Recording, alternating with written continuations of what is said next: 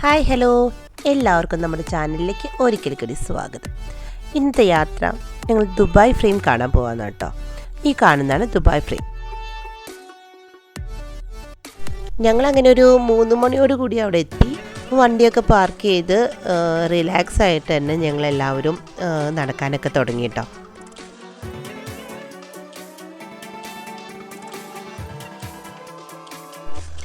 പിന്നെ ഈ കാണുന്നതാണ് ടിക്കറ്റ് കൗണ്ടർ. നമുക്ക് അവിടെ ചെന്നിട്ട് വേണമെങ്കിൽ ടിക്കറ്റ് എടുക്കാം. ഞങ്ങൾ ഓൾറെഡി അത് ഓൺലൈനിൽ എടുത്തിട്ടുണ്ടായിരുന്നു. 12 വയസ്സിന് മുകളിലുള്ളവർക്ക് 52 ദിർഹംസും 3 വയസ്സ് മുതൽ 12 വയസ്സുള്ളവർക്ക് 21 ദിർഹംസും 3 വയസ്സിന് താഴെയുള്ള കുട്ടികൾക്കാണെങ്കിൽ കംപ്ലീറ്റ് ഫ്രീയും ആയിരുന്നു കേട്ടോ. അങ്ങനെ ഇതാ സ്വർണ്ണ നിറമുള്ള നമ്മുടെ ദുബായ് ഫ്രെയിമിൻ്റെ സൈഡിൽ ഞങ്ങളിങ്ങനെ നിൽക്കണം. കുറച്ച് അത്യാവശ്യം ലോങ് ക്യൂ തന്നെ ആയിരുന്നു കേട്ടോ. അവിടെ ചെന്ന് കഴിഞ്ഞപ്പോൾ അങ്ങനെ വർത്താനമൊക്കെ പറഞ്ഞ് കുറച്ച് ഫോട്ടോസുകളും കാര്യങ്ങളൊക്കെ എടുത്ത് ഞങ്ങളങ്ങനെ ക്യൂവിലൊക്കെ നിന്നു.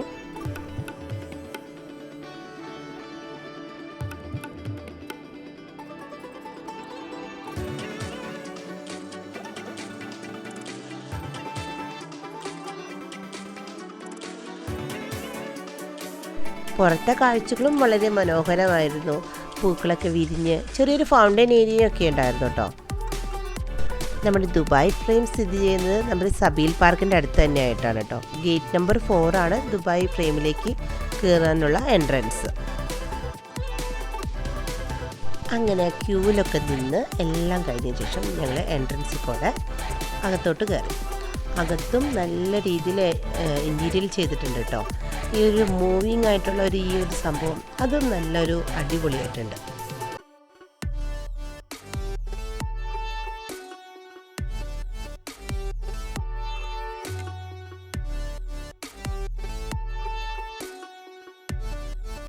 പിന്നെ അവിടെ ഫോട്ടോ സെക്ഷനായിട്ട് ഒരു ചെറിയൊരു കൗണ്ടർ ഉണ്ട് കേട്ടോ.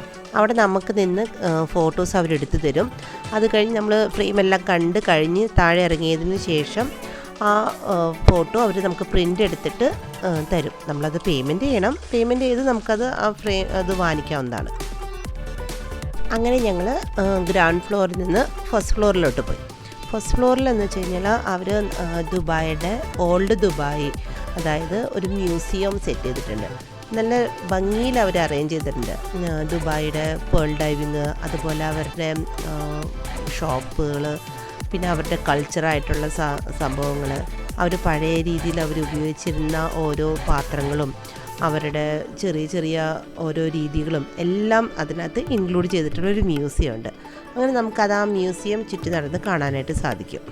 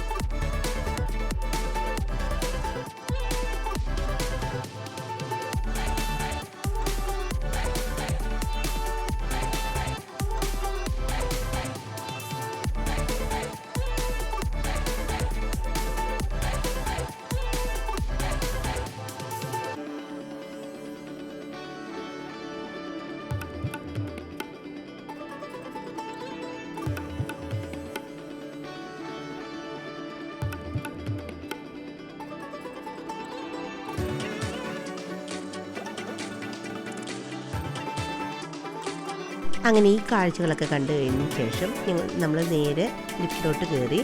അങ്ങനെ ലിഫ്റ്റ് ഏറ്റവും മുകളിൽ ദുബായ് ഫ്രെയിമിൻ്റെ ഏറ്റവും മുകളിലത്തെ ഗ്ലാസ് ബ്രിഡ്ജിൻ്റെ അവിടേക്ക് എന്നിട്ട് നമ്മളെ കൊണ്ടുപോവാണ്.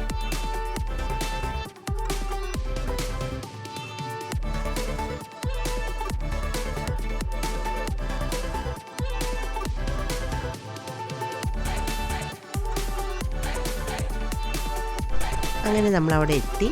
അപ്പോൾ നമുക്ക് അവിടെ എത്തുമ്പോൾ തന്നെ അവർ കുറച്ച് ആൾക്കാർ അവിടെ ഇൻസ്ട്രക്ഷൻസ് തരുന്നുണ്ട്. നമ്മൾ ഗ്ലാസ് ബ്രിഡ്ജിൽ കൂടെ നമുക്ക് നടക്കാം, പക്ഷേ ജമ്പ് ചെയ്യാനോ അങ്ങനെ കാര്യങ്ങളൊന്നും ചെയ്യാനായിട്ട് പാടില്ല എന്ന് നമുക്ക് ഓൾറെഡി അവർ ഇൻസ്ട്രക്ഷൻസ് ഒക്കെ തരുന്നുണ്ട്.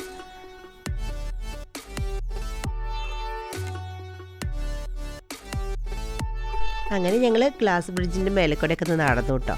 ആദ്യം നടന്നപ്പോൾ ഒരു ചെറിയ പേടിയൊക്കെ തോന്നി, കാരണം ഇത്രയും വലിയ ഹൈറ്റിൽ നിന്ന് നമ്മൾ താഴോട്ട് നോക്കാമല്ലേ, അത് ഗ്ലാസ്.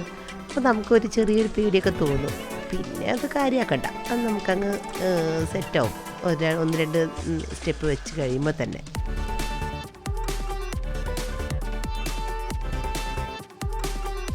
പിന്നെ അവിടെ നിന്ന് കാണുന്ന വ്യൂ പറയണ്ടല്ലോ, അതിമനോഹരമായിരുന്നു കേട്ടോ. നല്ല രസമുണ്ട് കാണാനായിട്ട്. നമുക്ക് എല്ലാം ഒരുവിധം ബിൽഡിങ്സും കാര്യങ്ങളൊക്കെ കാണാനായിട്ട് പറ്റും.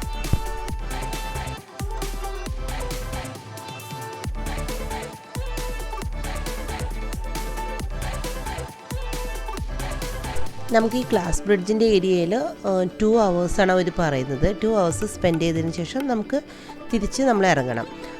അങ്ങനെ ഇതെല്ലാം കാഴ്ചകളൊക്കെ കണ്ട് നമ്മൾ ലിഫ്റ്റിൽ കൂടെ തന്നെ വേറൊരു ഫ്ലോറിലോട്ട് പോകും.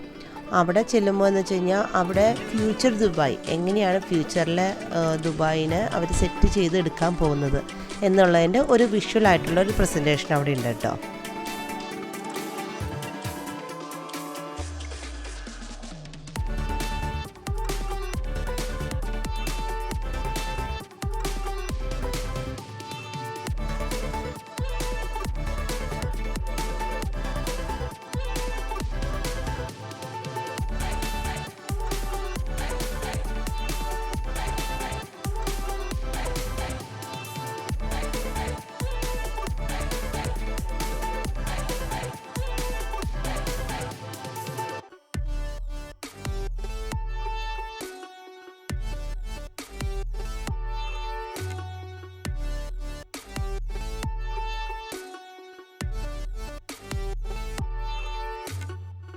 അങ്ങനെ അതൊക്കെ കണ്ടു കഴിഞ്ഞതിന് ശേഷം നമ്മൾ എക്സിറ്റ് ഏരിയയിലോട്ട് പോവും.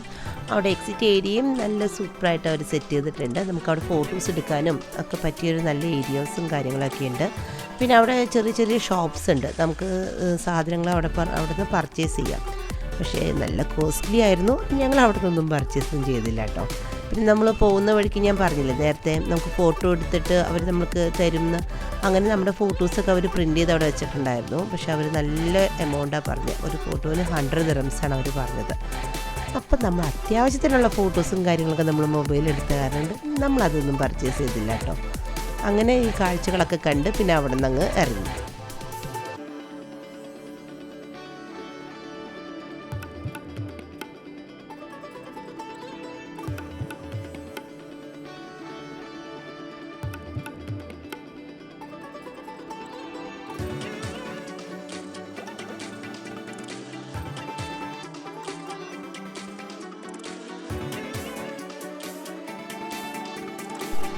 അങ്ങനെ പിന്നെ ഞങ്ങൾ അവിടെ നിന്ന് ഇറങ്ങി സബിൽ പാർക്കിൻ്റെ ആ ഏരിയയിലൊക്കെ പോയൊന്ന് ഇരുന്നു.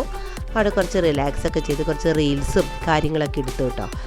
അങ്ങനെ എല്ലാ വിശേഷങ്ങളും കാര്യങ്ങളൊക്കെ കണ്ട് നേരെ വീട്ടിലോട്ട് വിട്ടു.